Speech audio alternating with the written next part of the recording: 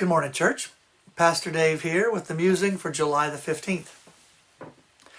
Now, if you recall, last week I spoke to you about the decline in numbers and influence being experienced by the mainline Christian churches in America.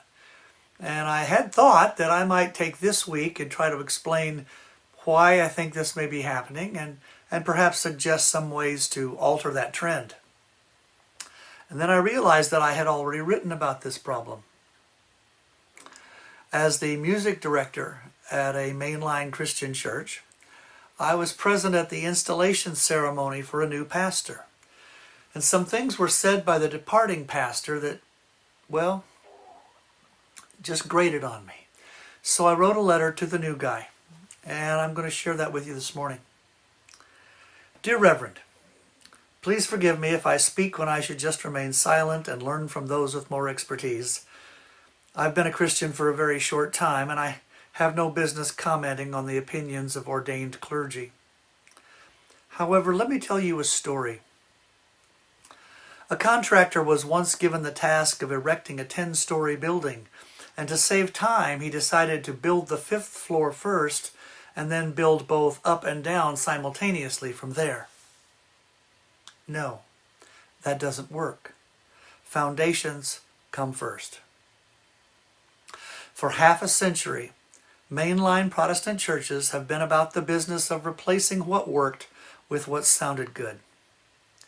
They have listened to the social scientists and the researchers and the focus groups, and they have taken their advice to heart.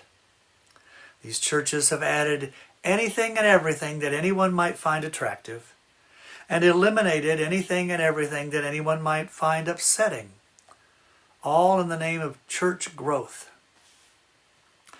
As a result, they have great music, comfortable pews, coffee bars, church bowling leagues, weekly potluck suppers, liturgical dance classes, group trips to Palestine, and a worldwide reputation for tolerance and inclusiveness and making people feel good about themselves. And all they had to give up in return for all that was any emphasis on Jesus Christ. And in the end, the only thing they achieved was to turn the stream of departing members into a flood. Foundations come first. I know the importance of church growth, but it must not be pursued by emphasizing growth and downplaying church. So I find myself a little disturbed by part of what the speaker said at your installation service. He was abundantly clear about what people want in a church. I would argue that what people want in a church is beside the point, if not downright irrelevant. The church exists to give people what they need, or more accurately, to give them the one they need. Our speaker exhorted the congregation to get involved in creating the church of its dreams. I submit that it isn't our dream for the church that counts. Our aim should always be to become the church of Christ's dreams.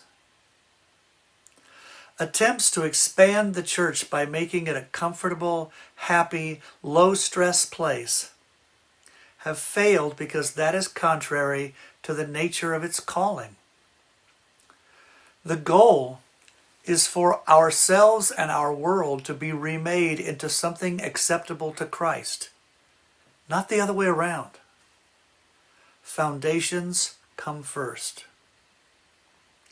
Jesus drew thousands in adverse conditions to remote locations against fierce opposition. He had no choir, no self-help ministry, no youth group. He had what was needed: himself. That's still what's needed. Any church that has Jesus will soon need a bigger building. And any church that doesn't will soon have a building to sell to them. End of letter. God bless you all.